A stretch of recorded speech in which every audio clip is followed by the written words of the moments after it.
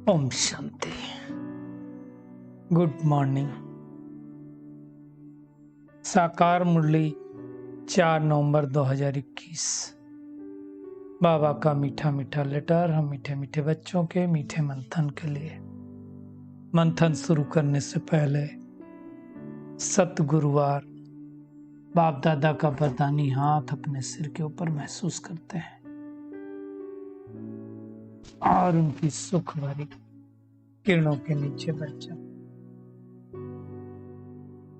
अनुभव करें मैं सुख स्वरूप आत्मा हूं, सुख के सागर की संतान। सभी भाई बहनों को ज्योति के पर्व दीपमाला की हार्दिक बधाई हो। इस बार हम सब सच्ची सच्ची दीपावली ज्योति के सागर के साथ मनाएंगे। आज मीठे बाबा ने कहा, मीठे बच्चे,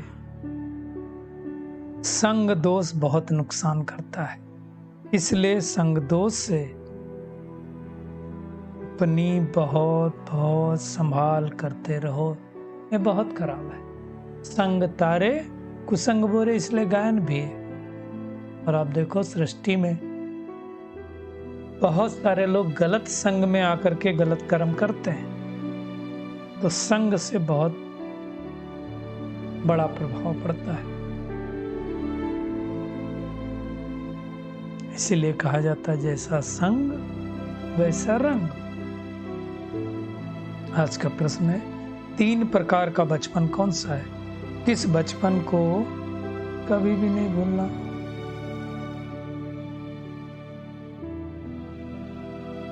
बाबा कहते, एक बचपन है लौकिक माँ बाप के पास जन्मते मिला, जैसे हमारा जन्म होता लौकिक माँ बाप के पास, वो भी बचपन है। दूसरा बचपन जब गुरु के पास जाते हैं, शिष्य बनते हैं, वो भी तो बचपन है ना। और तीसरा बचपन कौन सा? लौकिक माँ बाप को छोड़कर जब अलौकिक माँ बाप के हम बने, अर्थात एक ज्ञान मिला, शिव बाबा की गोद हमने ली, इसको कहा जाता है अलौकिक बचपन, अर्थात ईश्वरी गोद के बच्चे। ईश्वर की गोद ली ना हमने, ईश्वर के बच्चे बने, अर्थात मर जीवा बन गए, मतलब जीते जी परमात्मा के बन गए। तो बाबा कहते हैं, इस अलौकिक बचपन को कभी भूलना नहीं। अगर भूल गए तो बहुत रोना पड़ेगा। रोना मतलब क्या है? माया की चोट खाना। देखो, जब हम ज्ञान में चलते हैं तो शुरू शुरू में बाबा की बहुत मदद मिलती है। हर चीज में बड़े अच्छे अच्छे अनुभव होते हैं। लगता है अरे हम तो उड़ रहे हैं, भगवान की बड़ी मदद मिल रही। इसलिए बाबा कहता है, लोग बचपन के दिन भूला न देना, आज हंसे कल रुला न देना। आज का गीत ही है, बचपन के दिन भूला न देना। बाबा कहते हैं, मीठे मीठे बच्चों ने गीत सुना है ना। तो 3 प्रकार का बचपन हमने सुना, एक लौकिक बचपन, दूसरा निवृत्त मार्ग का, जब घर बार छोड़ करके साधु सन्यासी के पास चले जाते हैं ना, उनका बाप तो है नहीं वो, लेकिन उनके पास जाते हैं, उस गुरु के बनते हैं, है ना। जंगल में गए, जो भी गए, घर बार तो छोड़ के गए ना, जीते जी मर कर गए ना। और तीसरा हमारा वंडरफुल मरजीवा जन्म है, जो हम ईश्वरीय गोद में जन्म लेते हैं। तो कितनी भाग्यशाली हम आत्माएं हैं कि शिव बाबा जो ऊंचे से ऊंचा भगवान है, उसकी हमें गोद प्राप्त हुई है। दुनिया में कोई समझते नहीं, भल कहते हैं ब्रह्मा देवताय नमः, विष्णु देवताय नमः, शिव परमात्माय नमः, समझते थोड़ी हैं। वही ऊंच से ऊंच एक परम पिता परमात्मा है। तो बाबा कहते हैं, सबको पहले पक्का कराओ कि गॉड फादर एक है, निराकार है, ज्योति स्वरूप है, वही सृष्टि का क्रिएटर डायरेक्टर है। पतित पावन भी वही है, और हम आत्माओं को पतित से पावन भी बनाता है वही। इसलिए सारी दुनिया उनको शिव परमात्मा नमः कहती है, उनकी जयंती भी मनाते हैं। पतित पावन रचयिता नॉलेजफुल सब कुछ वही, लेकिन अब उसके बारे में जैसे कहा वो सर्वव्यापी, सब गड़बड़ कर दिया।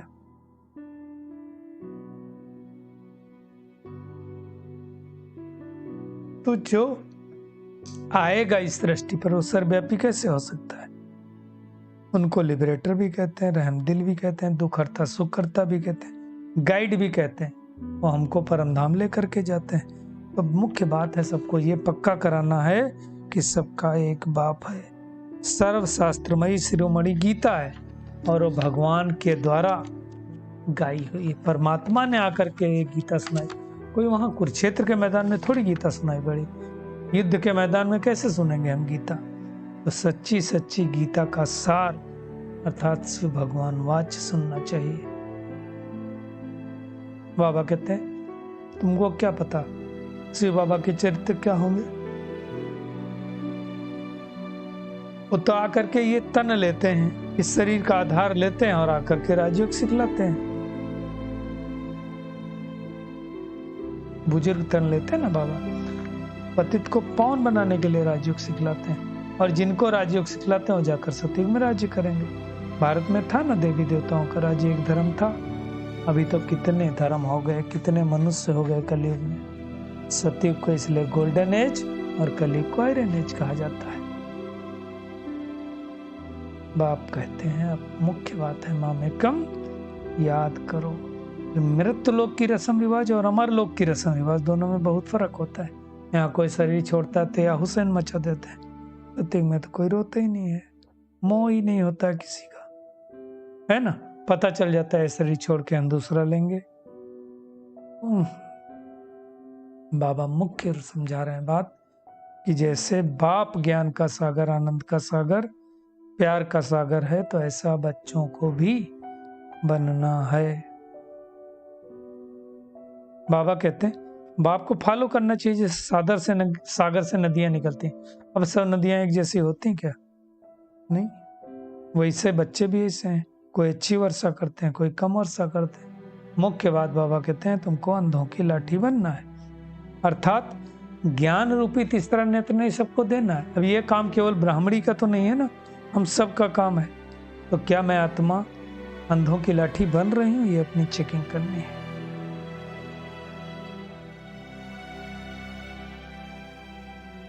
शिव जयंती भी मनाते हैं, फिर भी समझते नहीं तो सर्वव्यापी कह देते हैं। बाबा कहते हैं तुमको सर्वगुण संपन्न, 16 कला संपूर्ण, संपूर्ण निर्विकारी बनना है, तो उस संपूर्ण निर्विकारी दुनिया में जाएंगे। अब दुनिया में गड़बड़ क्या किया?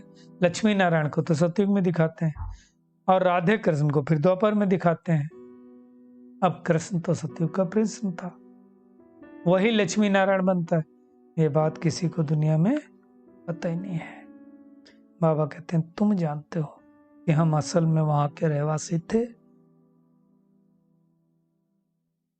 वही हमारा स्वीट साइलेंस होम है जिसके लिए भक्ति करते हैं। दुनिया में गाते हैं हमको शांति चाहिए, शांति के लिए हठ योग भी करते हैं, गुफाओं में भी जाते हैं, परंतु शांति थोड़ी मिलती है। कोई गुफा शांति धाम थोड़ी है भाई। अगर कोई गुफा में बैठे तो क्या वही शांति धाम हो गई? बाबा कहते तुम बच्चे जानते हो कि हम शांति धाम जाएंगे, फिर वापिस सुख धाम में पाठ बजाने आएंगे। बाबा ने स्पष्ट रूप से कहा है भक्ति, यज्ञ, तप, दान, पुण्य, ये है सब भक्ति मार्ग। इसमें कोई सार नहीं। बाबा कहते इससे मैं किसी को मिलता नहीं हूं। सतयुग त्रेता ब्रह्मा का दिन, द्वापर कलयुग ब्रह्मा की रात कही जाती है। सो ब्रह्मा का दिन तो हम ब्राह्मणों का दिन है ना। तो सतयुग में जब हम जाते हैं तो वो संपूर्ण सुख होता है। गाते हैं ना ब्राह्मण, देवता, क्षत्रिय, वैश्य, शूद्र, हम ही बनते हैं। ब्राह्मण अब बने हैं, देवता बनेंगे सतयुग में, त्रेता में क्षत्रिय बनेंगे, द्वापर में वैश्य बनेंगे, कलयुग में शूद्र बनेंगे। और जो ऐसा बनते हैं वही 84 जन्म लेते हैं। सबके थोड़ी होंगे। जो 84 जन्म लेंगे उनको बहुत मजा आएगा, कम जन्म वालों को उतना मजा नहीं आएगा। देखिए देवी देवताएं अनेक हैं, ब्रह्मा विष्णु शंकर भी देवता हैं, भगवान एक होता है, 10 नहीं होते। समझने की बात है ना। बाबा कहते जो कुछ पास्ट हो गया वो फिर भक्ति मार्ग में होगा। दीपमाला में महालक्ष्मी की पूजा करते हैं। कौन है महालक्ष्मी? कुछ मालूम नहीं है। लक्ष्मी को धन कहाँ से मिलेगा? लक्ष्मी नारायण दोनों इकट्ठे रहते हैं ना सतयुग में, तो खाली लक्ष्मी धन देंगी? ये अभी की बात है, समझने की बात है। दुनिया में फिर लक्ष्मी नारायण को अलग, महालक्ष्मी को अलग, 4 भुजाएं दिखाते हैं। वास्तव गायन है गृहस्थ व्यवहार का। 2 पुरुष की भुजाएं, 2 स्त्री की भुजाएं। बाबा आज बार बार याद कर रहे हैं कि बचपन के दिन भुला न देना, नहीं तो आज हंसे हो कल रोना पड़ेगा। बाबा कहते सवेरे सवेरे उठ करके अमृत बेले बाप को याद करना चाहिए, अपने से बातें करनी चाहिए कि बाबा आप तो हमें पुजारी से पूज्य बनाते हो, आप कितने अच्छे हो, हम बाबा को जरूर याद करेंगे, है ना। हम कब्र दाखिल हो गए थे, अब आप हमें कब्र से निकाल करके स्वर्ग में लेकर के जा रहे हो। ऐसी ऐसी मीठी मीठी बातें करनी है। बाबा कहते पिछाड़ी में सब कुछ मालूम पड़ जाएगा कि कौन दास बनेगा, कौन दासी बनेगा। पहले पता चलता था तो ऊपर बहनें जाती थी, साक्षात्कार करके आती थी तो किसी बहन को देख लेती थी, कहती थी वहां कांता बनेगी। कांता मतलब दासी होती। फिर बाबा ने सारा पाठ बंद कर दिया। मुख्य बात बाबा कहते हैं अब तुम मामेकम याद करो। बस जितना याद करोगे उतना तुम्हारी आत्मा की ज्योति जगती जाएगी। नहीं तो फिर धर्मराज की सजा काटनी पड़ेगी। धर्मराज साक्षात्कार करा करके सजा देंगे, तो हमको ऐसा नहीं करना है। आज सारा दिन जैसे बाबा ज्ञान का सागर, आनंद का सागर, प्यार का सागर है, ऐसे बाप समान बन करके अनेक आत्माओं को प्रेम, आनंद, सुख, शांति देना है। आप समान बनने की सेवा करनी है। अंधों की लाठी बनकर सबको ज्ञान का तीसरा नेत्र देना है।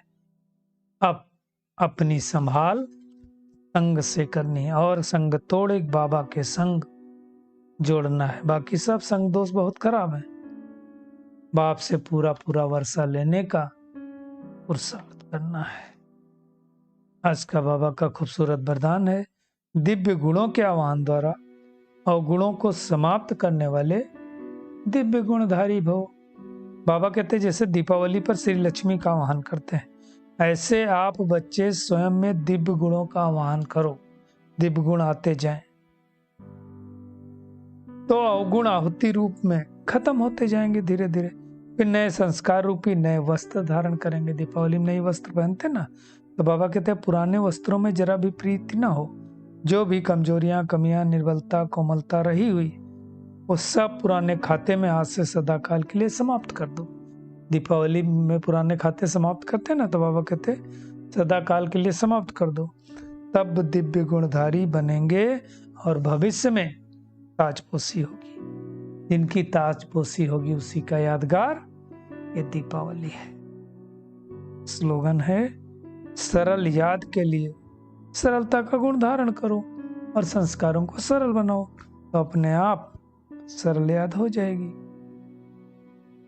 चलिए परमात्मा किरणों के नीचे बैठ जाते हैं और महसूस करें, मैं दिव्य गुणधारी श्रेष्ठ आत्मा हूं। हर पल हर क्षण दिव्य गुणों को आवाहन करने वाली कोटों में कोई आत्मा हूं। बाप समान ज्ञान का सागर, आनंद का सागर, प्यार का सागर बनने वाली आत्मा हूं। मुझे बाबा ने ज्ञान का तीसरा नेत्र दिया है, इसलिए मुझे हर आत्मा को ज्ञान का तीसरा नेत्र प्रदान करना है। अपनी संभाल संग दोष से करनी है, क्योंकि संग दोष से ही बहुत नुकसान होता है। अब हमें एक परमात्मा का संग, ईश्वरीय संग, ईश्वरीय औलाद का संग ही करना है। ऐसा कोई संग नहीं करना है जिससे हमें बाद में पछताना पड़े। अब हमें ज्ञान चिता पर बैठ करके स्वर्ग की बादशाही लेनी है, जिससे हम धर्मराज की सजाओं से बच सकें। शुक्रिया मीठे प्यारे बाप दादा, शुक्रिया आप सभी का इस मीठे मंथन के लिए। एक बार पुनः सभी भाई बहनों को दीपावली की हार्दिक शुभकामनाएं। ओम शांति।